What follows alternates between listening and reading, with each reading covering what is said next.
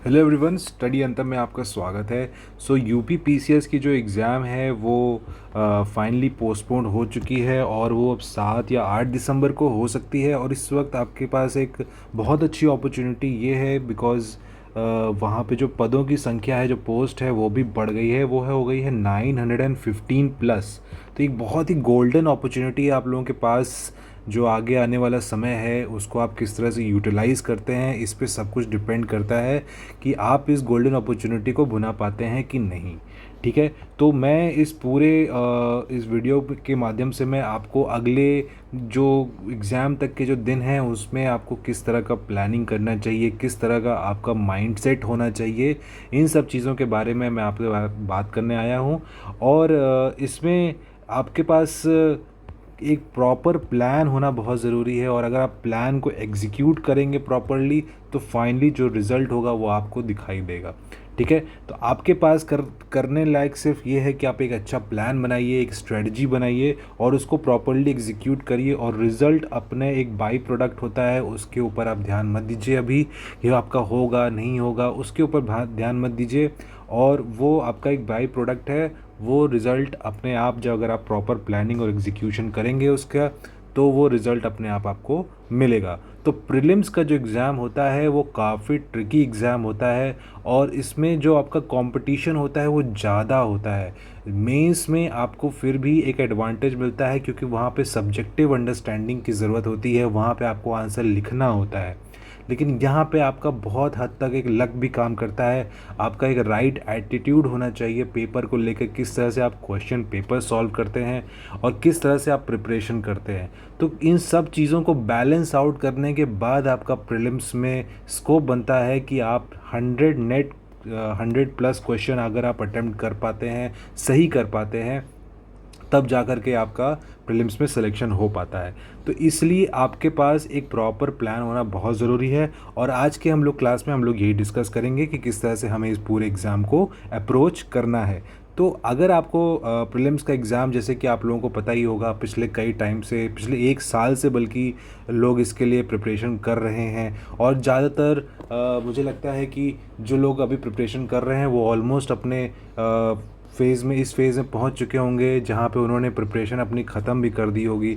लेकिन ये जो लास्ट के कुछ दिन हैं इसमें अभी वो जब से वो डेट चेंज होने की बात हो रही थी तब से कई लोगों ने पढ़ाई नहीं भी की होगी। मुझे लगता है कि 1 महीने का टाइम या 15-20 दिन का टाइम तो आपका वेस्ट गया ही होगा इस चक्कर में कि एग्ज़ाम होगा कि नहीं होगा, क्योंकि वो बहुत हद तक हैम्पर करता है, आपका माइंडसेट हैम्पर करता है कि जो आपका प्रिपरेशन का रिदम होता है वो भी ख़राब हो जाता है। लेकिन अभी आप दोबारा अपने आप को कलेक्ट करिए, दिसंबर में डेट आ चुकी है, 7 या 8 दिसंबर तक हो जाएगा। उसके आप टेंशन मत लीजिए कि 1 दिन में होगा या 2 दिन में होगा। नॉर्मलाइजेशन भी होने वाला है, तो इसलिए अभी आपका जो अगर 2 दिन में होगा तो नॉर्मलाइजेशन करना ही पड़ेगा। और उस चक्कर में आपका जो प्रीलिम्स होगा वो काफ़ी ट्रिकी हो सकता है, टफ़ हो सकता है। ठीक है, तो अभी इस वक्त आपको क्या करना चाहिए, आपके पास क्या प्लान होना चाहिए, किस तरह से आपको सब्जेक्ट्स को अप्रोच करना चाहिए, किस तरह से आपको टेस्ट सीरीज़ को अप्रोच करना चाहिए, इन सब चीज़ों के बारे में हम लोग बात करेंगे।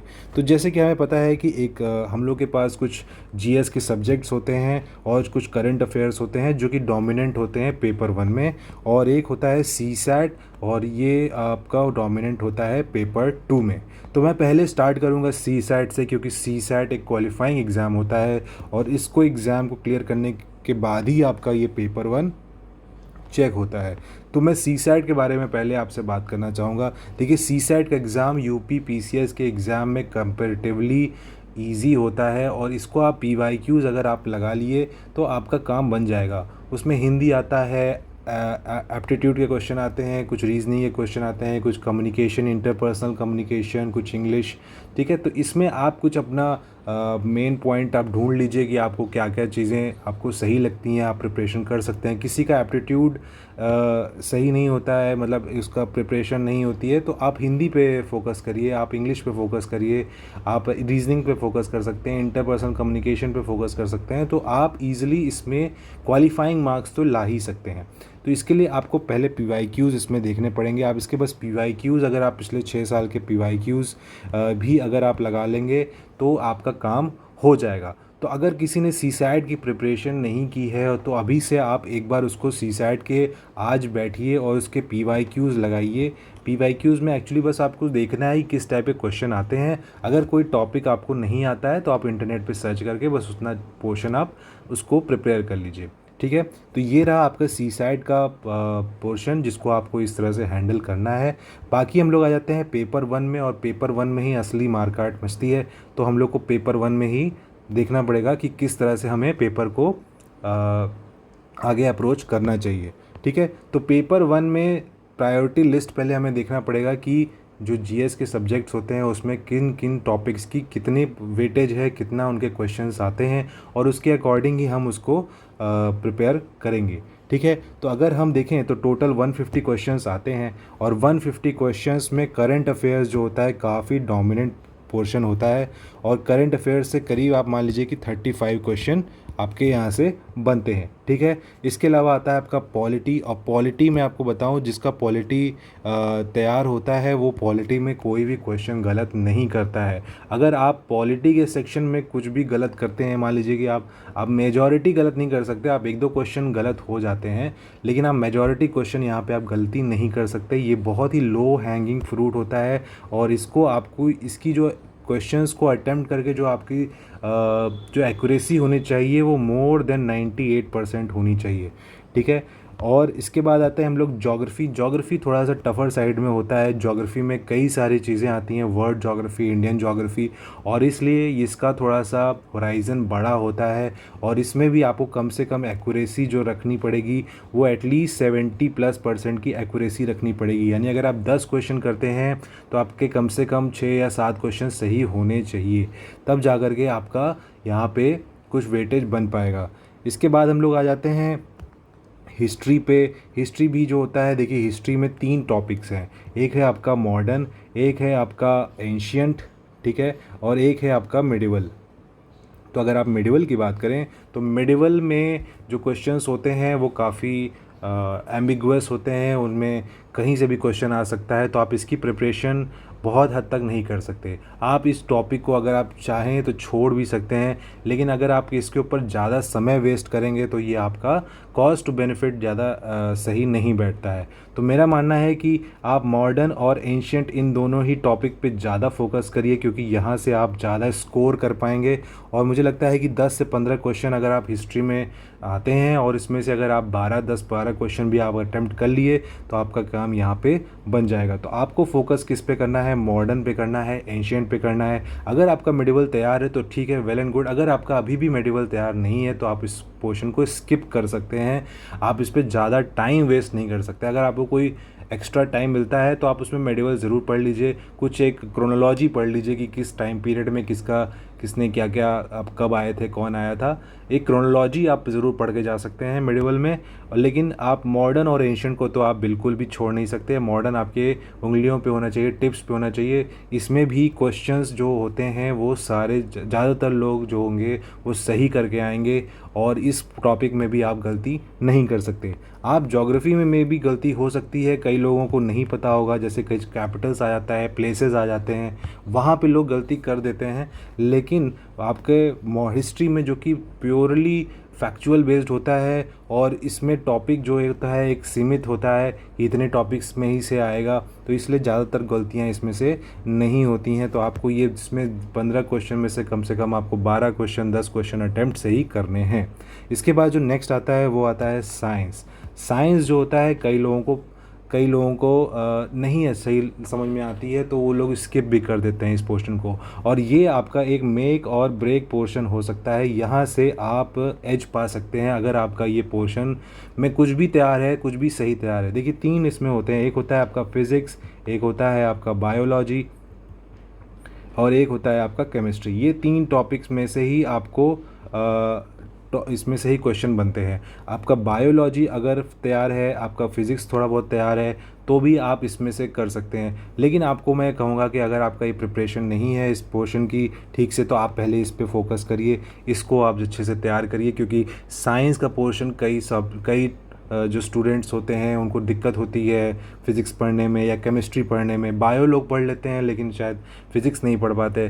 तो इस सब कुछ न किसी टॉपिक में किसी को कुछ ना कुछ कमियां रहती हैं। तो आप अगर इन टॉपिक्स में से अगर आपको थोड़ा थोड़ा सब में आता है, ठीक ठाक आपकी नॉलेज है, तो आप इस पोर्शन में भी अच्छे को स्कोर कर सकते हैं। मैं कहता हूं कि अगर आप इस 17 क्वेश्चन में से 12 क्वेश्चन भी अटैम्प्ट कर लिए, आपका काम यहाँ पे हो जाएगा। ठीक है।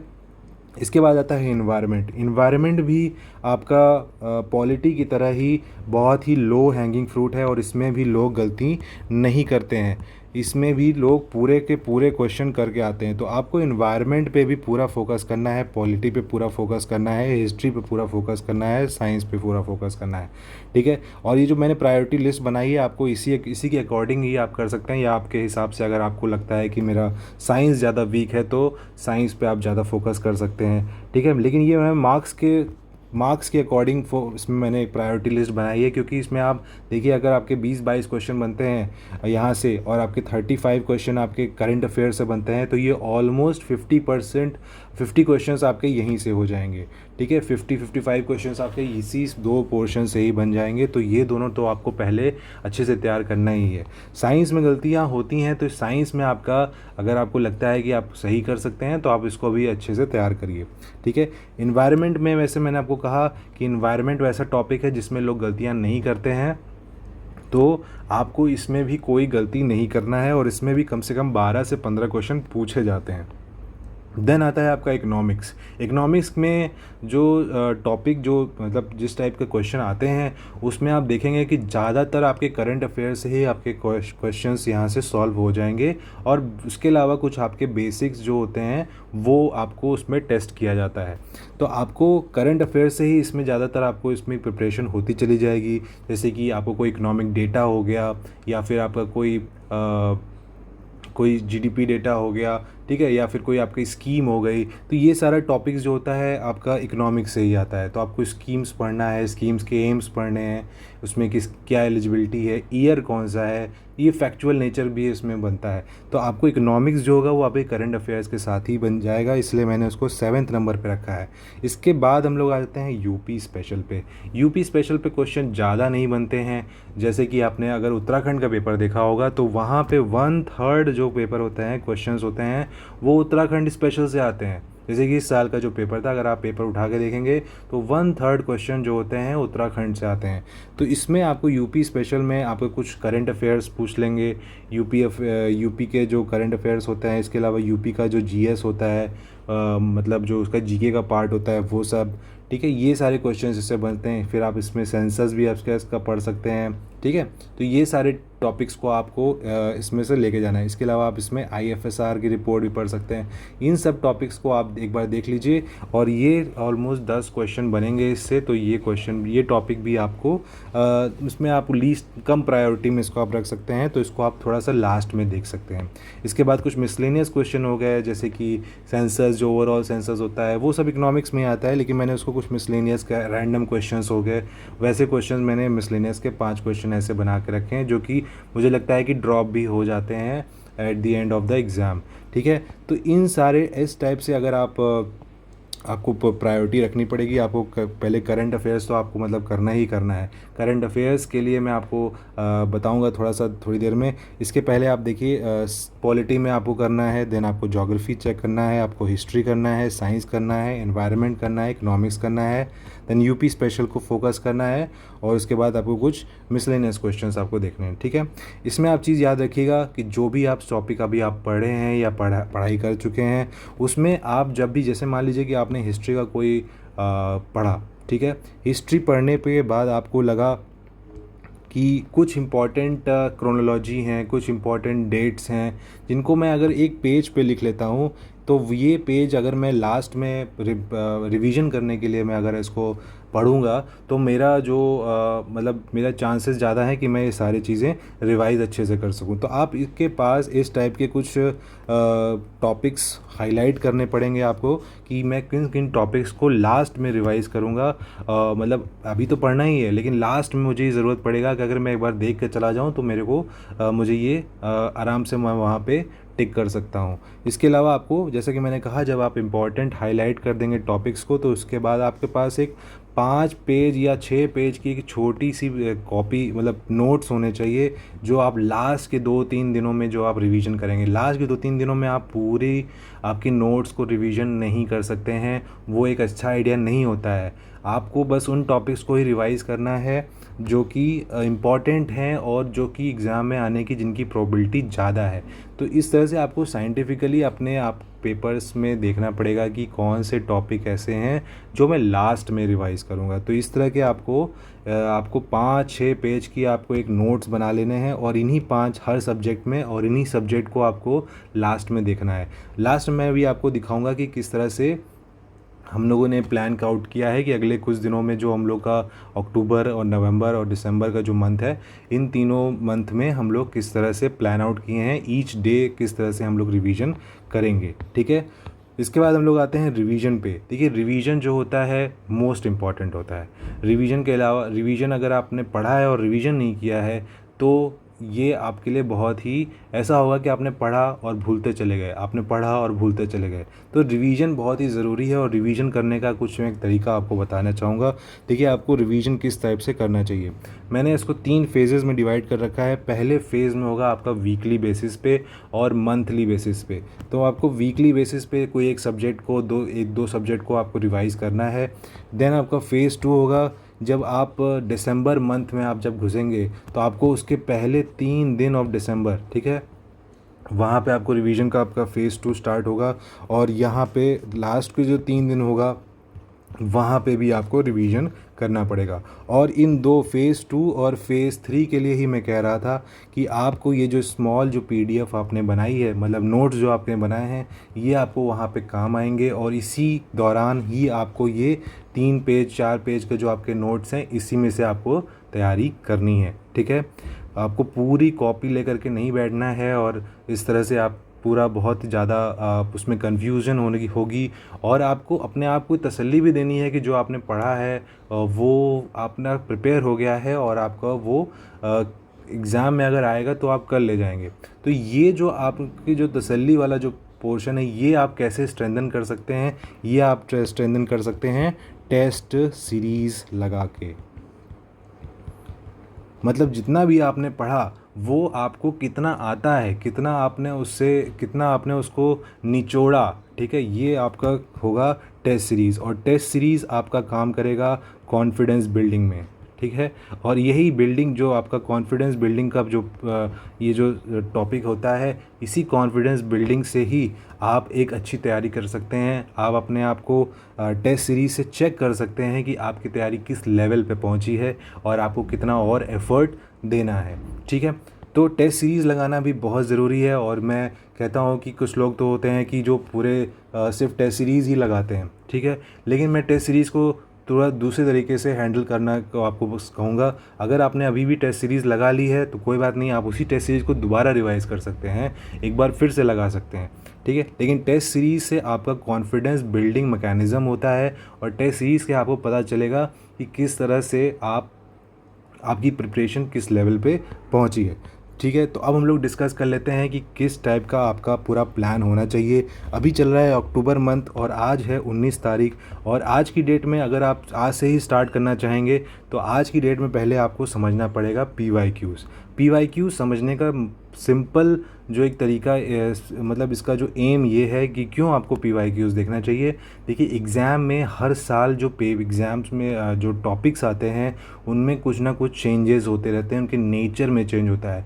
पहले के एग्ज़ाम में जो यूपीपीसीएस एग्ज़ाम होते थे, वहाँ पे फैक्चुअल बहुत ज़्यादा आता था। धीरे धीरे उन्होंने कुछ कुछ कॉन्सेप्ट भी डालना चालू कर दिए, वन लाइनर में कुछ कुछ कॉन्सेप्ट डालना चालू कर दिए। फैक्चुअल बेसिस अभी भी है, लेकिन अब थोड़ा बहुत उसमें उसकी कुछ रीजनिंग उसमें आने लगी, या उसमें कुछ कॉन्सेप्ट डालने लगे।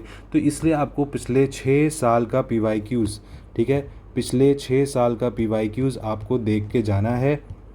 2017 से लेकर के 2023 का आप पेपर उठाइए, 2017 से चालू करिए, और 2023 तक आज आप बैठ करके ये सारे 6 साल के पेपर आप देखते जाइए।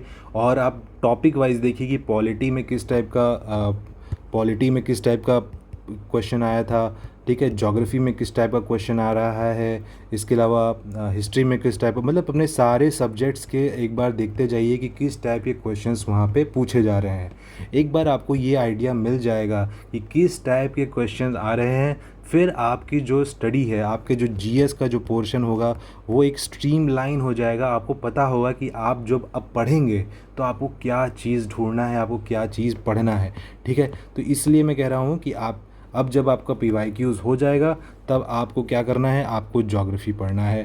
देन आपको पहले के जो 3 दिन हैं मैंने रखे हैं वो ज्योग्राफी के लिए रखे हैं। और जैसे कि मैं आपको कह रहा हूँ कि करंट अफेयर तो आपका ऐसा पोर्शन होने वाला है जहाँ पे लोगों की प्रिपरेशन उनके रिवीजन के ऊपर ही डिपेंड करता है। तो आपको करंट अफेयर डेली कम से कम 2 से 3 घंटे आपको करंट अफेयर्स दोहराना है, पढ़ना है। जिस भी टॉपिक्स, जिस भी सोर्सेज से आप पढ़ रहे हैं, चाहे वो आई दृष्टि की करंट अफेयर्स हो या फिर कोई यूट्यूब पे अगर आप कहीं से कोई मैटर उठा के पढ़ रहे हैं, या फिर अगर आप कोई मंथली मैगज़ीन पढ़ रहे हैं, तो इन सारे टॉपिक्स में से आपका कुछ नोट्स होगा तो आप उसको हर दिन आपको 2 घंटे कम से कम इसको टॉपिक को पढ़ना है। और बाकी आपको ज्योग्राफी आप पढ़िए, मतलब स्टैटिक पोर्शन पढ़िए ज्योग्राफी का, इंडियन ज्योग्राफी, वर्ल्ड ज्योग्राफी, इसका स्टैटिक पार्ट आप कंप्लीट करिए।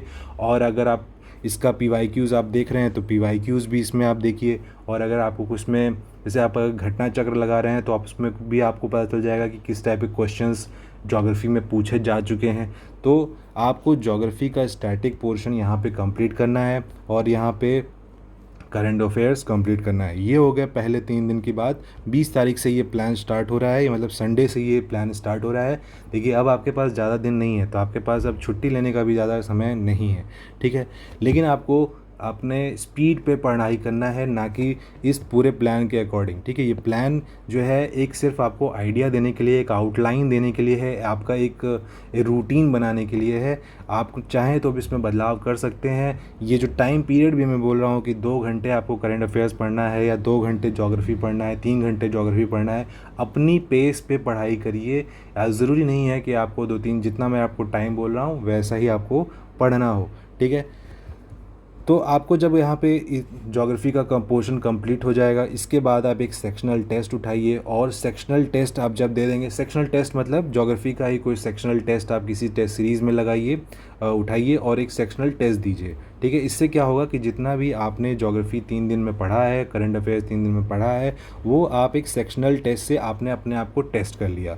ठीक है, जब ये टेस्ट आप दे देंगे उसके बाद इसके आप मैचिंग करिए, आंसर देखिए और फिर आप एक रिवीजन करिए। जो भी आपने टॉपिक आप पढ़ा ये ज्योग्राफी का, इसको आप रेस्ट ऑफ द डे, मतलब बाकी के दिन आप बैठ करके रिवीजन करिए और आपको इसमें कुछ नहीं करना है। ठीक है, नेक्स्ट हम लोग आते हैं साइंस पे। जैसे कि मैंने आपको बताया कि साइंस जो होगा वो मेक और ब्रेक हो सकता है, क्योंकि उसमें कई लोग गलतियां करेंगे, तो आपको साइंस के ऊपर भी फोकस करना है। तो साइंस के लिए मैंने यहाँ पे 4 दिन रखे हैं। आप चाहें तो यहाँ पे डे रिड्यूस भी कर सकते हैं, कोई और सब्जेक्ट भी डाल सकते हैं, लेकिन मुझे ऐसा लगता है कि 4 दिन आपको लगेंगे साइंस को अच्छे से पढ़ने में, क्योंकि साइंस जो होगा उसमें 3 सब्जेक्ट हैं और 3 सब्जेक्ट में जो चीज़ें हैं वो काफ़ी फैक्चुअल नेचर की हैं। तो आपको साइंस को पढ़ने के लिए कम से कम 4 दिन तो आपको लगेगा। तो आपको साइंस पढ़िए और साथ में करंट अफेयर्स। करंट अफेयर्स आपका मैंडेटरी है, करंट अफेयर्स आपको हर दिन पढ़ना है। करंट अफेयर्स में आपको 2 घंटे कम से कम निकालने हैं। और अगर आपका, मतलब आप रीडिंग नहीं कर सकते तो आप हमारे चैनल पे जाइए, वहाँ पे आपको यूट्यूब चैनल पे, मतलब इसमें आप यूट्यूब पे देख सकते हैं हमारे वीडियोस, ई दृष्टि के करंट अफेयर्स के वीडियोस उसमें पड़े हुए हैं, वो आप उसको देख सकते हैं। मतलब आप खाते पीते भी देख सकते हैं। तो आपका जो टाइम होगा वो सिर्फ रीडिंग करने में नहीं जाएगा, आप विजुअली भी आप उसको एक बार आपके माइंड में वो चलता रहेगा। ठीक है, तो करंट अफेयर्स आपको रखना है। और इसके बाद अगर आपको कोई सेक्शनल टेस्ट मिलता है, मतलब साइंस का ही कोई सेक्शनल टेस्ट मिलता है, तो आप उसको एक बार देख करिए और उसका एक रिवीजन करिए। ठीक है, मतलब यही सारे टॉपिक्स का रिवीजन भी करिए। देखिए पढ़ना एक चीज़ है, मैंने कहा कि रिवीजन जो होगा ना वो हर एक वीकली बेसिस पे, मंथली बेसिस पे, डेली बेसिस पे आपको किस तरह से प्लान आउट करना है ये भी आपको देखना पड़ेगा। तो आपने कुछ सब्जेक्ट पढ़ा और फिर आपने यहाँ पे रिवीजन कर लिया, इस तरह से आपने जो भी 4 दिन में चीज़ें पढ़ी वो आपने रिकॉल कर लिया, ठीक है। तो ये बहुत ही इफ़ेक्टिव वे होता है कि पढ़ने के साथ आपको रिकॉल भी करना होगा, तो आपको रिवीजन का एक दिन आपको निकालना पड़ेगा, ठीक है। इसके बाद आते हैं हम लोग एक लो हैंगिंग टॉपिक पे जिसका नाम है पॉलिटी। इसमें आपके सारे के सारे क्वेश्चन सही होने चाहिए, तो अपने आप 3 दिन आप निकालिए पॉलिटी के लिए, और साथ में वही करंट अफेयर्स वो चलता रहेगा। जब आपके पॉलिटी के यहाँ पे ख़त्म हो जाएं तो आप यहाँ पे 1 नवंबर को आप एक सेक्शनल टेस्ट आप उसका उठा सकते हैं, और पॉलिटी के जितने भी टॉपिक्स आपने पढ़े आपका वो सारा रिवीजन करने का भी समय हो जाएगा। आपको यहाँ पे रिवीजन करना ही करना होगा, ये कंपलसरी है। रिवीजन किए बिना आप आगे नहीं बढ़ सकते। आपको एक टॉपिक के बाद दूसरे टॉपिक पे जब आप जा रहे हैं तो उसके बीच में आपको प्रीवियस टॉपिक का आपको रिवीजन करना पड़ेगा, अदरवाइज़ सब कुछ हौच पौच होने लगता है और जो आपने पढ़ा है वो भी आपको रिकॉल नहीं होगा, भूलने लगेंगे और आपके माइंड में डाउट्स आने लगेंगे कि मैंने जो पहले पढ़ा था वो सही पढ़ा था कि नहीं पढ़ा था, ठीक है। तो आपको एक सेक्शनल टेस्ट लगाना है, और टेस्ट लगाने पे आप ये मत देखिएगा कि आपके स्कोर कितने आ रहे हैं, आपको बस ये देखना है कि आपका कौन सा पोर्शन जो था वो वीक हो गया था। वीक पोर्शन को आपको आइडेंटिफाई करना है और इसी वीक पोर्शन को आपको रिवीजन करना है आफ्टर द टेस्ट, ठीक है। इसके बाद हम लोग नेक्स्ट आ जाते हैं हिस्ट्री पे। हिस्ट्री और फिर current affairs, again history, then यहाँ पे भी हिस्ट्री, यहाँ पे भी हिस्ट्री, और 5 नवंबर को आपको यहाँ पे एक सेक्शनल टेस्ट का अटेम्प्ट करना है हिस्ट्री का, और साथ में उस दिन आपको इसी के कुछ वीक टॉपिक्स जो आपका प्रिपेयर नहीं हो पाया है उसका एक रिवीजन। एक चीज़ मैं आपको और चीज़ बताना चाहूँगा कि जो आप सब्जेक्ट पढ़ रहे हैं यहाँ पे, इसका एक साथ में एक पेज लीजिएगा और उस पर नोट्स बनाते रहिएगा। जो मैंने आपको कहा कि वो 3-4 पेज के जो नोट्स आपको एंड ऑफ द मंथ पढ़ना है वो भी आप साथ में ही बनाते चले जाइएगा, ठीक है। सिर्फ एक कॉपी लेके मत बैठिएगा, एक पेन भी लेके बैठिएगा, एक पेज भी लेके बैठिएगा, और साथ में ये जो भी आप सब्जेक्ट पढ़ रहे हैं उसके कुछ इंपॉर्टेंट चीज़ें जो आपको लगता है कि मुझे अभी भी एक बार में नहीं याद हो पा रहा है, मुझे इसको लास्ट में ज़रूरत पड़ेगी याद करने की, आप उसको भी एक पेज पे लिखते जाइए, ठीक है। और उसका देन 5 नवंबर को हमने डिसाइड किया कि हम हिस्ट्री का एक सेक्शनल टेस्ट लेंगे और हम उसका एक रिवीजन भी करेंगे। नेक्स्ट हम लोग आते हैं इन्वायरमेंट के ऊपर, तो आपको इन्वायरमेंट यहाँ पे देखना है, ठीक है। 2 दिन मैंने इन्वायरमेंट के लिए रखा है, आप चाहे तो इसको 3 दिन बढ़ा सकते हैं डिपेंडिंग अपॉन आपका किस टाइप का प्रिपरेशन है। तो यहाँ पे 2 दिन आपके लिए मुझे लगता है कि सफिशिएंट है, और यहाँ पे भी आपको कोई गलती नहीं करनी है, सारे टॉपिक्स को आपको यहाँ पे अच्छे से रिवाइज़ करना है, और यहाँ पे फिर अगेन एक सेक्शनल टेस्ट और एक रिवीजन, ठीक है। इसके बाद मैं आता हूँ यूपी स्पेशल पे, और यूपी स्पेशल के लिए भी मैंने सिर्फ 2 ही दिन रखे हैं क्योंकि इसके क्वेश्चंस में ज़्यादा चीज़ें नहीं आती हैं, तो आप पहले ही इसको पढ़ के साइड कर दीजिए, ठीक है। यूपी स्पेशल और फिर current affairs, then again UP special और करंट अफेयर्स, और इसकी भी आप एक सेक्शनल टेस्ट लगा सकते हैं और एक करंट अफेयर्स, ठीक है। तो जो सेक्शनल टेस्ट है ये अगर आपको नहीं मिलता है तो आपको यहाँ पे रिवीजन करना है पूरे दिन, ठीक है। पूरे दिन ये जो आपने पढ़ा है पिछले 2 दिन में वो आपको ज़रूर से ज़रूर रिवीजन करना है, मतलब ये मैंडेटरी है, रिवीजन आप करिए। भले आप सेक्शनल टेस्ट आप नहीं लगा पाए कोई बात नहीं, लेकिन आपको रिवीजन करना मैंडेटरी है। नेक्स्ट हम लोग आते हैं इकोनॉमिक्स पे, ठीक है। तो इकोनॉमिक्स आपको करना है, 12 तारीख हो गई है, 12 नवंबर, और इकोनॉमिक्स, देन अगेन इकोनॉमिक्स 3 दिन हमने इकोनॉमिक्स को रखे हैं।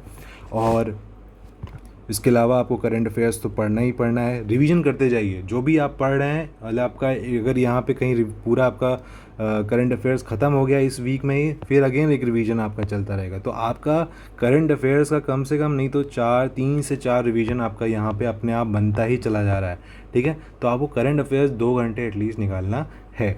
देन अगेन जब आपका इकोनॉमिक्स हो जाए एक अगेन सेक्शनल टेस्ट लीजिए, और सेक्शनल टेस्ट लगाने के बाद एक रिवीजन करिए कि आपने क्या क्या गलतियां किया, आप अपने आप को एनालाइज करिए, ठीक है। और रिज़ल्ट सेक्शनल टेस्ट का आप रिज़ल्ट पे बिल्कुल मत जाइएगा कि आपने कितना स्कोर किया, आपने जो भी किया, आपको बस देखना है सेक्शनल टेस्ट में कि आप पे कौन से टॉपिक वीक हैं और उन्हीं टॉपिक को आपको रिवाइज़ करना है, ठीक है।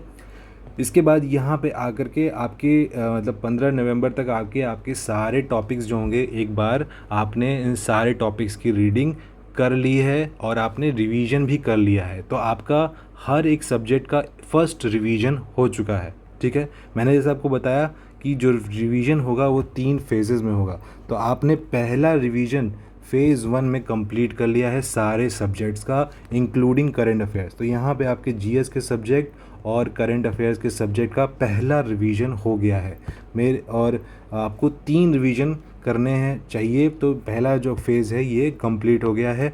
अब हम जाएंगे सेकंड फेज़ में, जहाँ पे आप चाहें तो आपको एक दिन का ब्रेक लेना हो आप ब्रेक ले सकते हैं, कुछ आप बाहर जाइए, या फिर अगर आपको मन नहीं कर रहा है ज़्यादा पढ़ने का, तब आप यहाँ से 16 नवंबर से आप एक एफएलटी टेस्ट यानी फुल लेंथ टेस्ट आप यहाँ से स्टार्ट कर सकते हैं। ठीक है, या तो आप यहाँ पे ब्रेक ले लीजिए या फिर एक फुल लेंथ टेस्ट स्टार्ट करिए। ठीक है, यहाँ पे आप एक फुल लेंथ टेस्ट देंगे, उसके बाद अगेन 17 नवंबर को फुल लेंथ टेस्ट देंगे। ठीक है, मतलब फुल लेंथ टेस्ट आपको अलग अलग कोचिंग इंस्टीट्यूट के जो होते हैं वो लोग जो टेस्ट सीरीज़ देते हैं वहाँ से आपको ले सकते हैं। देखिए, घटना चक्र की टेस्ट सीरीज़ आती है। ठीक है, घटना चक्र की टेस्ट सीरीज़ आती है, ये अच्छी टेस्ट सीरीज़ होगी। इसके अलावा ध्येय आईएएस की भी एक आती है। ठीक है, उनकी भी टेस्ट सीरीज़ आप चेकआउट कर सकते हैं। और एक दृष्टि की भी दृष्टि आईएएस वालों की भी आती है, दृष्टि पीसीएस की भी आती है, उनकी भी आप चेकआउट कर सकते हैं। ये इसमें देखिए, कोई भी टेस्ट सीरीज़ का लेवल मार्केट में बहुत अच्छा नहीं है कि आप ऐसा मान के चलें कि लेकिन आपको ये हैगा कि होगा कि आपका जो पढ़ा हुआ चीज़ें हैं वो आपकी इसमें इंक्लूड हो जाएंगी, तो आपको लगेगा कि आपको हाँ जो पढ़ा है वो कम से कम मैं कहीं देख रहा हूँ, मुझे रिवीजन हो रहा है, यहाँ से भी मुझे एक टेस्ट हो जा रहा है, मेरे जो नॉलेज बनी है। तो आप इन 3 टेस्ट सीरीज़ का आप कर सकते हैं, और यहीं से आपको कोई भी फुल लेंथ टेस्ट उठाना है और लगाना है। देखिए, फुल लेंथ टेस्ट लगाने का मतलब बिल्कुल ये नहीं है कि आपको अच्छे स्कोर लाने हैं। फुल लेंथ टेस्ट लगाने का ये मतलब होता है कि आपको अपने जो भी चीज़ें आपने पढ़ी वो आपने एकदम ही सही किया। ठीक है, अगर आप सही नहीं कर पाए तो क्यों नहीं सही कर पाए, और अगर आपने सही नहीं किया तो आपको अब इसमें आगे क्या करने की अब ज़रूरत है। ये होता है टेस्ट सीरीज़ को करने का तरीका। ज़्यादातर लोग क्या होते हैं कि टेस्ट सीरीज़ लगाते हैं, उनके कम मार्क्स आते हैं, वो डीमोटिवेट हो जाते हैं, और डीमोटिवेट होने के बाद वो पढ़ाई करना बंद कर देते हैं। लेकिन आपको टेस्ट सीरीज़ को इस तरह से बिल्कुल भी नहीं देखना है। ठीक है, अगर आपके मान लीजिए सिर्फ 60 क्वेश्चन ही सही हो रहे हैं, कोई बात नहीं, आपके ये नेक्स्ट जो 40 क्वेश्चन जो आपने नेक्स्ट करने थे ये क्यों नहीं कर पाए, आप ये चीज़ों पे एनालाइज़ करिए। ठीक है, इन तो एफएलटी टेस्ट को आपको इस तरह से यूज़ करना है, आपको ये फुल लेंथ टेस्ट को इस तरह से यूज़ करना है कि आपकी जो कमियां हैं आप उसको जल्दी से जल्दी आइडेंटिफाई कर लीजिए। इसलिए टेस्ट लगाना बहुत ही ज़रूरी है। ओके, तो ये आप यहाँ पे आप फुल लेंथ टेस्ट लगाइए अगेन, और यहाँ पे एक फुल लेंथ टेस्ट लगाइए। ठीक है, इसके बाद आ जाते हैं हम लोग नवंबर के 18 में। यहाँ पे आपको कुछ सी सैट के पेपर लगाने हैं। ठीक है, यहाँ पे अगेन आपको सी सैट, अगर आपने 3 पेपर ही लगा लिए तो आपको बाकी पेपर लगाने की ज़रूरत नहीं पड़ेगी, लेकिन आप फिर भी मैंने यहाँ पे इस पूरे वीक में कुछ ना कुछ आपको सी सैट का कुछ टॉपिक आप पढ़ सकते हैं, कोई टेस्ट लगा सकते हैं। ठीक है, तो यहाँ पर आप काम करिएगा कि ये 3 यहाँ पर आप टेस्ट लगा लीजिएगा। ठीक है, यहाँ पे इन तीनों जगहों पे आप एक टेस्ट लगा लीजिएगा, और यहाँ पे इन 3 जगहों पे आप सी सैट का कोई भी टॉपिक पढ़ सकते हैं जो आपको नहीं आता है। ठीक है, इसके अलावा आपको अगेन फुल लेंथ टेस्ट लगाना है, फुल लेंथ टेस्ट लगाना है, फुल लेंथ टेस्ट लगाना है। ठीक है, और यहाँ पे इस फेज़ में आकर के, इस मौके पे आकर के आपकी पढ़ाई का जो थोड़ा सा यहाँ पे आपका रूटीन जो होगा उसमें आपको 1-2 घंटे एक्स्ट्रा देना पड़ेगा। जैसे कि अगर आप यहाँ पे इस पूरे पोर्शन में यहाँ तक अगर आप सिर्फ 6 से 7 घंटे देते थे, तो यहाँ पे आकर के आपको इसको 2 घंटे और इंक्रीज़ करना पड़ेगा, कम से कम 8 to 9 आवर्स ऑफ स्टडी करनी पड़ेगी। और यहाँ पे इस चीज़ के लिए भी मेंटली अपने आप को प्रिपेयर करते रहिए। जब आप 6 से 7 घंटे अगर आप पढ़ रहे हैं डेली, ठीक है, वो ठीक है, आप कुछ ज़्यादा भी पढ़ सकते हैं, मे बी आप कम भी पढ़ सकते हैं, वो आपकी कैपेसिटी के ऊपर है। ठीक है, लेकिन जैसे कि मैंने देखा है, कोई सब्जेक्ट अगर आप पढ़ रहे हैं तो कम से कम आप 2 से 3 घंटे तो आप सब्जेक्ट ही पढ़ेंगे, उसके बाद आप 2 घंटे तो आप कम से कम टेस्ट ही लगाएंगे, और 2 घंटे तो आप कम से कम करंट अफेयर्स लगाएंगे ही लगाएंगे। तो ये सो हो गया आपके 6 घंटे, तो यहाँ पे आपके ऐसे ही बन गए। इसके अलावा आपको कुछ और भी चीज़ें होंगी, जैसे करंट अफेयर जो टेस्ट आपने लगाया उसको आप एनालाइज करने लगे। ठीक है, तो आपके कम से कम 6 से 7 घंटे आपके यहाँ पे जा रहे हैं, तो यहाँ पे आपको वो बढ़ाना पड़ेगा, और यहाँ पे आपको इसको 8 to 9 आवर्स तक स्ट्रेच करना पड़ेगा। ठीक है, आप ब्रेक ले सकते हैं अगर आपको लगता है कि आप वियर आउट हो रहे हैं, आप थक रहे हैं, तो आप एक दिन ब्रेक भी ले सकते हैं। ब्रेक लेना भी बहुत मैंडेटरी है इस पूरे प्रिपरेशन के दौर में। तो अगर आपका कोई दिवाली का जब टाइम आएगा तो आप 1 दिन का ब्रेक ले लीजिए, लेकिन एक ही दिन का ब्रेक लीजिएगा, 2 दिन का मत कर लीजिएगा उसको, 4 दिन का मत कर लीजिएगा। ठीक है, और उसी दिन रखिएगा ब्रेक, आगे पीछे ब्रेक मत लीजिएगा। अपने आप से थोड़ा सा स्ट्रिक्ट होने की ज़रूरत है, लेकिन इतना भी स्ट्रिक्ट होने की ज़रूरत नहीं है कि आप ब्रेक डाउन कर जाएं। ठीक है, तो यहाँ पे आपको सी सैट के बारे में 2 घंटे आप स्टडी कर लीजिएगा इस पीरियड में। इस पीरियड में आप पूरा सी सैट के बारे में पढ़ेंगे, और एक FLT टेस्ट लगाएंगे, फुल लेंथ टेस्ट। अब आपको यहाँ से फुल लेंथ टेस्ट डेली लगाना है। ठीक है, इस पोर्शन से आपको फुल लेंथ टेस्ट आप डेली लगाना चालू कर देना है। तो आपके कम से कम 10 से 10 को अगर आपके FLTs हो जाते हैं, फुल लेंथ टेस्ट हो जाते हैं, तो एक बहुत अच्छा आपके पास रिवीजन हो जाता है, और बहुत अच्छा आपके पास एक एनालिसिस करने का भी मौका मिल जाता है आपको अपने प्रिपरेशन का। ठीक है, तो सी सैट FLT, और आपके साथ अगर आपको टाइम मिलता है तो आप इसमें करंट अफेयर्स भी ऐड करना ही पड़ेगा। ठीक है, लेकिन FLT में ही आपके करंट अफेयर्स मिलते जाएंगे, तो आपको वहाँ से भी प्रिपेयर होगा, लेकिन आपको करंट अफेयर्स के फिर भी रिवीजन करते रहना चाहिए। ये मैंडेटरी है, ये मैं बिना ही कहे आपको यहाँ पे लिख देता हूँ। तो यह इस तरह से मैं कह रहा हूँ कि आपका जो टाइम पीरियड होगा इस दौरान ये करीब 9 घंटे का बन जाएगा, और आपको 2-2 घंटे 3-3 घंटे एक एक चीज़ों पे ही देना पड़ेगा। तो सी सैट पे आपने 2-3 घंटे दे दिए, FLT आपने 2-3 घंटे लगा दिए, और करंट अफेयर्स आपने पढ़ लिए। तो इस टाइप से आपका पूरा चीज़ें होती जाएंगी। ठीक है, तो आपका देखिए कितने FLTs हो रहे हैं। यहाँ पे हो गया आपका 1 2 3 4 5 6 7 8। ठीक है, तो 8 FLTs आपने यहाँ लगा लिए, और इसके बाद जो नेक्स्ट वीक होगा उसमें भी हम लोग FLTs लगाएंगे। लेकिन सी सैट एक बार आपका ख़त्म हो जाएगा तो आपको अब सब्जेक्ट के ऊपर आना है। ठीक है, सब्जेक्ट का रिवीजन आपको यहाँ पे करना है। तो ये सब्जेक्ट का आपका सेकेंड रिवीजन यहाँ से स्टार्ट हो जाएगा। ठीक है, तो आपको एक फुल लेंथ टेस्ट तो लगाना ही है।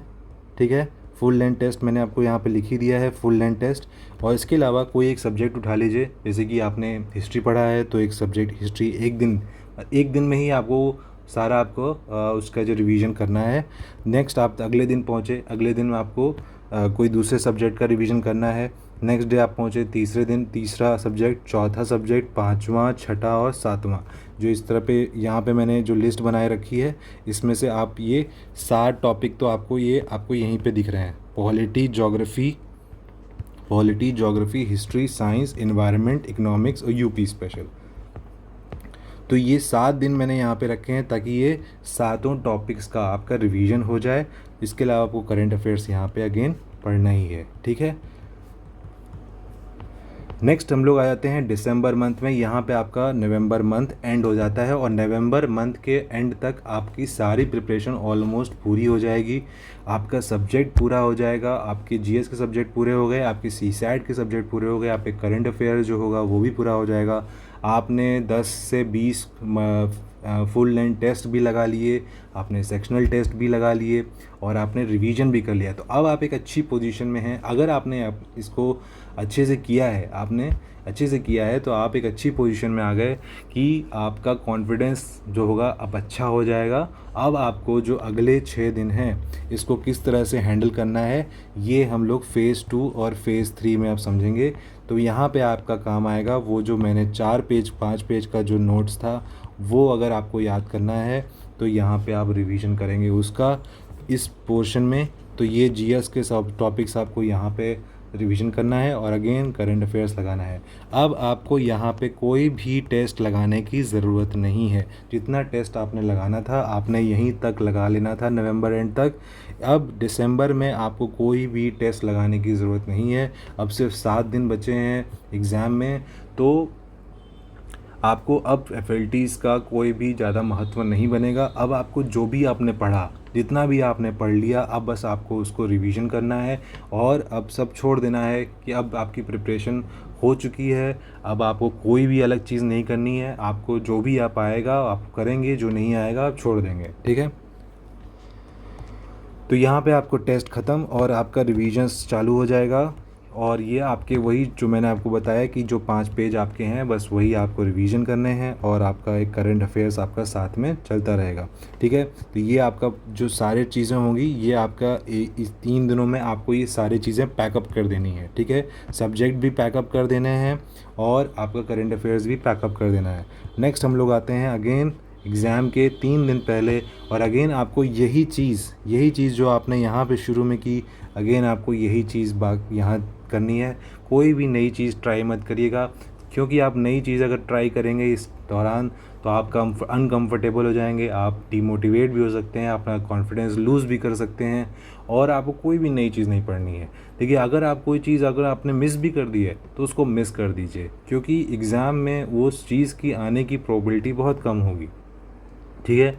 तो आपको जो इम्पोर्टेंट चीज़ें हैं आपने नवंबर एंड तक ही पढ़ लिया। अब आपको यहाँ पे जो आपके हाथ में है बस उसी को बढ़िया बनाइए, उसी को स्ट्रेंथन करिए और अच्छे से आप फिर 7th और 8th डे जो भी आपका एग्ज़ाम जिस दिन भी पड़ेगा उस दिन के लिए आप रेडी रहेंगे। आपको बस जा कर के वहाँ पे पेपर देना है और कोई भी चीज़ें को इधर उधर आपको नहीं देखना है। सोशल मीडिया से बिल्कुल भी दूर रहना है इस पूरे प्रिपरेशन के दौरान पे, ठीक है।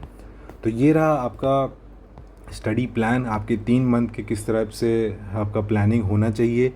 ये मेरा प्लान है और मतलब मेरा एक तरीका है कि किस तरह से स्टूडेंट्स को किस तरह से अप्रोच करना चाहिए पूरे इस एग्ज़ाम को।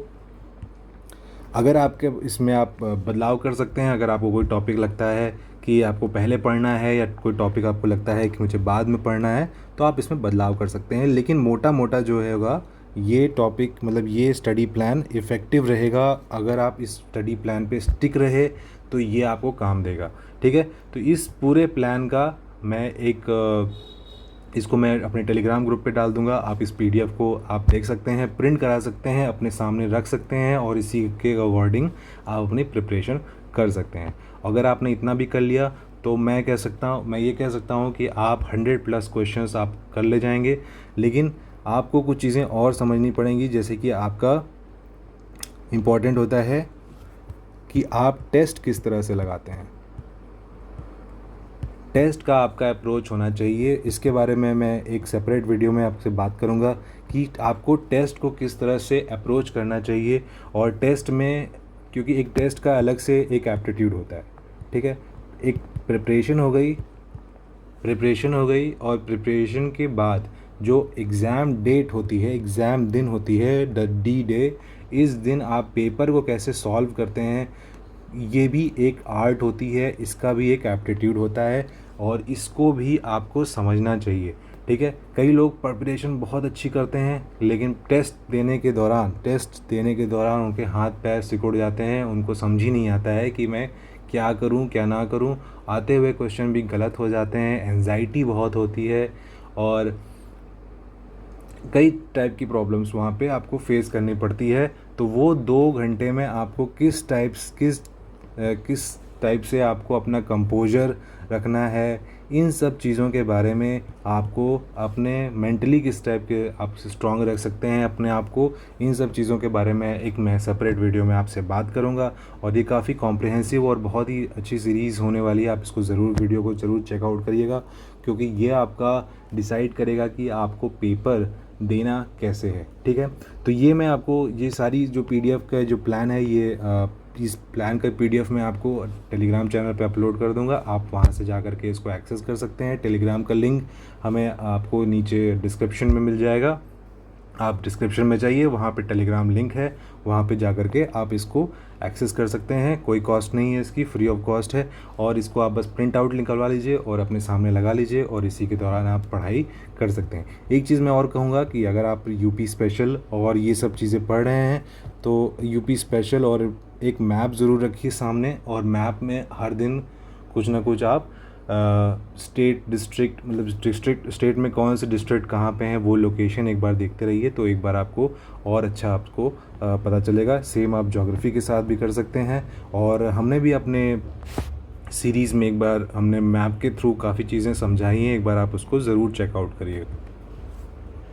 तो अगर आप अपने हमारे स्टडी एंथम के चैनल में जाएंगे तो आपको प्लेलिस्ट में यहाँ पे देखिए ई दृष्टि की पूरी करंट अफेयर की सीरीज़ हम यहाँ पे करा रहे हैं। इसमें कम से कम हम लोगों ने 10 लेक्चर्स अभी तक कर लिए हैं। आगे की सीरीज़ भी हम धीरे धीरे करेंट करेंगे। इसमें हम लोग इकोनॉमिक अफेयर्स, इंटरनेशनल अफेयर्स और जो नेशनल न्यूज़ हैं, इन सब को हमने, जो ई दृष्टि की मैगज़ीन होती है उसको हमने कवर किया है।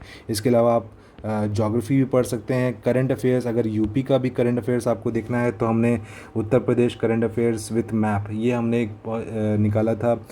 इसको भी आप देख सकते हैं। इससे आपको बहुत अच्छा आइडिया मिलेगा कि किस तरह से डिस्ट्रिक्ट वाइज कौन कौन सी न्यूज़ बनी है, तो उसको आप एक पढ़ने का एक अच्छा तरीका है।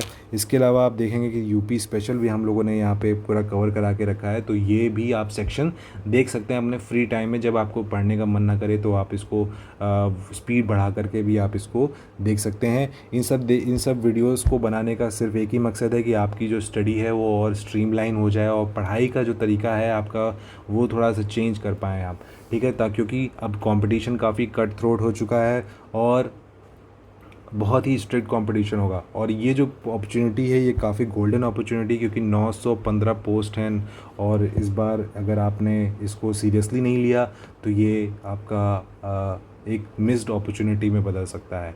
तो इसको सीरियसली लीजिएगा और अपने आप को मेंटली प्रिपेयर करना स्टार्ट कर दीजिए, क्योंकि ये आपका लाइफ बना सकता है यहाँ पे।